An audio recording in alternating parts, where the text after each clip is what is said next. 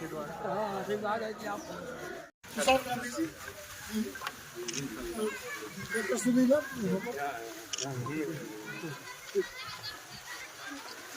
जी जी ठीक है। चल ले चलिए, आप कहाँ ले चल रहे हैं? ले चलिए।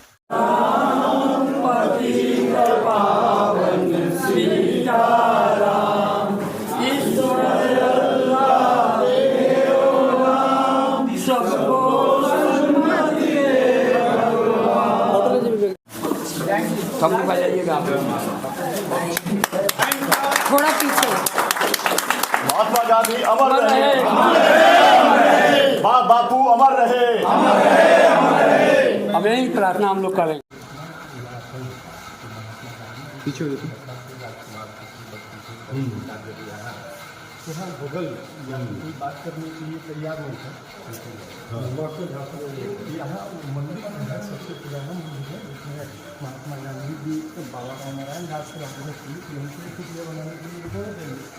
तो उन्होंने कहा कि पुतलियाँ बनाने के लिए बोले तो हम कुछ दे देंगे, इसलिए कि भितिहरवा गाँव जो था वो जमींदारी पर गाँव बना दिया था, तो उस पर उसका अधिकार कम था।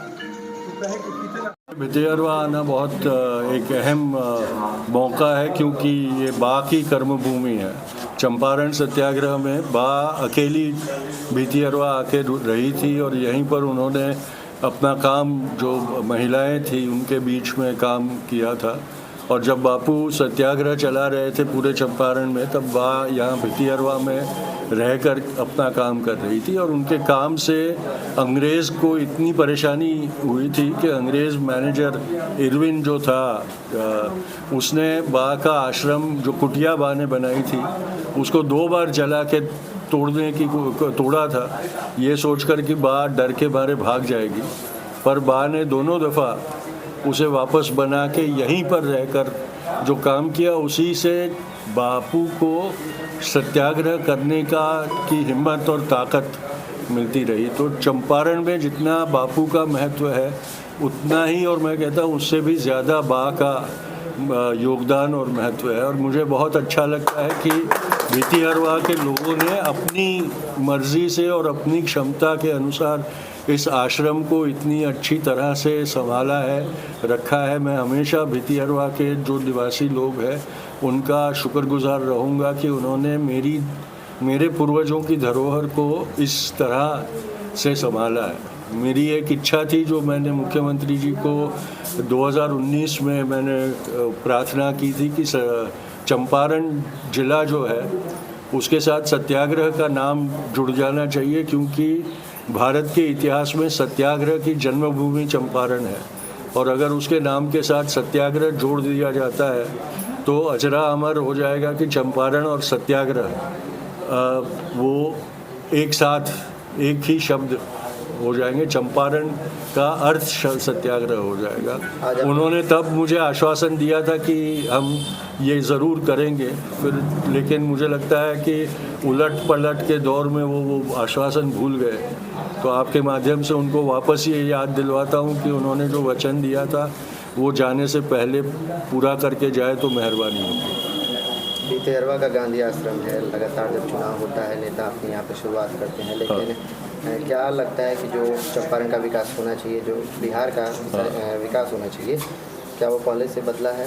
इसमें आवश्यकता बहुत चंपारण की परिस्थिति जब देखता हूँ तो बहुत निराश होता हूँ कि जिस जगह ने भारत को आज़ादी की दिशा दिलाई, उसको अभी तक आज़ाद नहीं किया गया है। और उसको गरीबी की जंजीरों में, क्योंकि बापू ने ये कहा था कि दूसरों की गुलामी, पर राज्य की गुलामी हम एक बार उससे जीत हासिल कर सकते हैं, लेकिन गरीबी की जंजीरें हैं वो तोड़ना बहुत मुश्किल है। और लगता है कि आज़ाद भारत की सरकारों में भी ये गरीबी की जंजीर तोड़ने में दिक्कत हो रही है, क्योंकि 75 साल में जो चंपारण का विकास होना चाहिए था वो अभी तक होता हुआ दिखाई नहीं देता।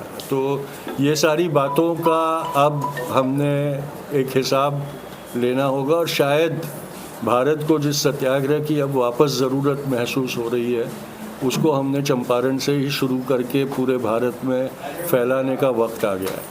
एक सवाल और, जैसे चुनाव के दौरान जो भी राजनीतिक पार्टी के नेता हैं वो अपनी यात्रा ज़्यादातर यहाँ से शुरू करते हैं और बापू जी के आदर्श पे चलने की बात करते हैं। बिल्कुल।